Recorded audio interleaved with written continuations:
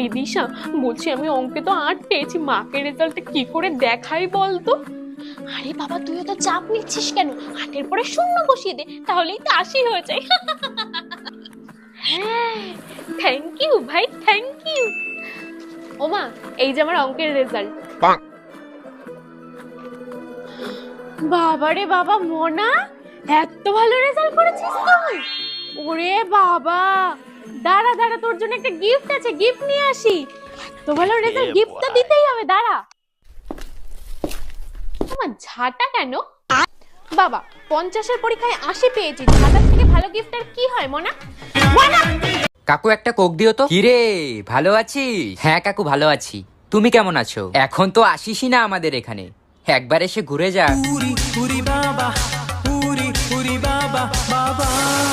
Class 10 তো pass করলি, এরপর কি স্ট্রিম নিবি? ক্লাস 12 তো পাস করলি, এরপর কি করবি? গ্রাজুয়েশনের পর কি করবি? চাকরি কই করবি? বিয়ে কখন করবি? বাচ্চা তো হলো, এখন কি করবি? আন্টি, এবার আমি মরে যাব বলে ভেবেছি, বেঁচে থেকে আর কোনো লাভ নেই। ও আচ্ছা, তারপর কি করবি?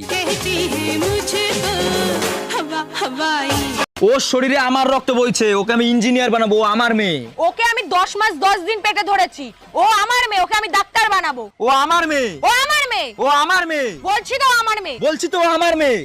হ্যালো সোনা, যে যাই বলুক আমি শুধু তোমার।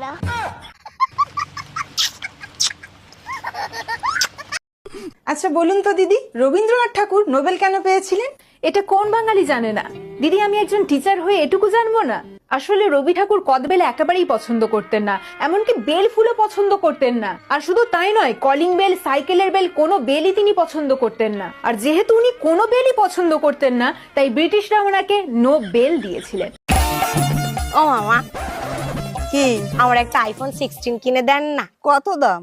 1.5 লাখ টাকা। দাঁড়াও, ব্যবস্থা করছি। কি ব্যবস্থা করবেন?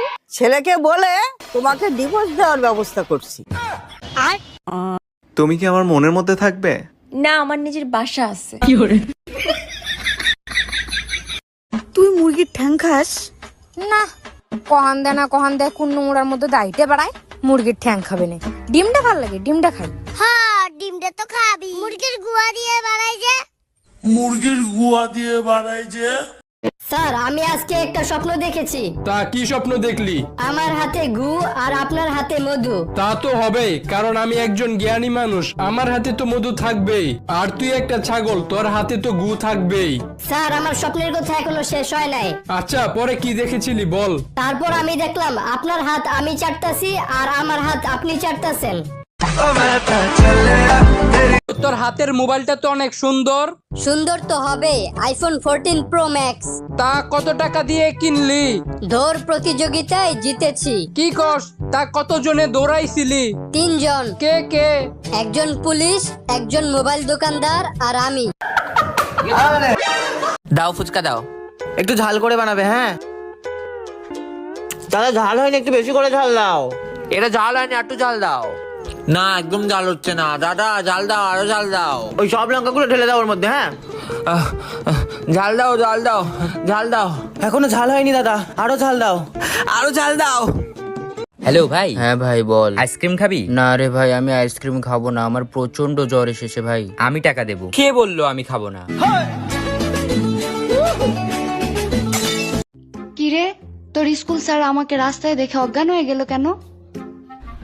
হইছে কি, তোর মরার কথা কইয়া 1 সপ্তাহ ছুটি আনছিলাম। কি রে, তুই না চুল কাটিসনি, এখনো এত বড় বড় রয়েছে চুল? যা চুল কেটে আয়। এত বড় বড় চুল কেউ রাখে নাকি? আরো ছোট করতে হতো।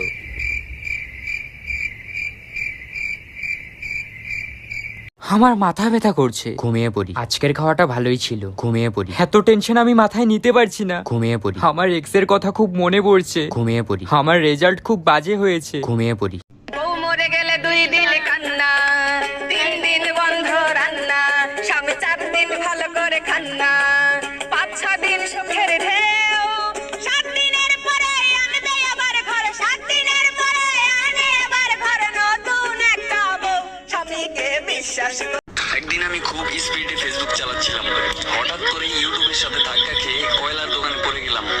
পাশেই ছিল ইমুর চার দোকান, সেখানে মেসেঞ্জার বসে চা খাচ্ছিল। মেসেঞ্জার মেসেজ করে আমাকে শেয়ার ইটের কাছে পাঠিয়ে দিল, শেয়ার ইট পাঠিয়ে দিল স্ন্যাপচ্যাটের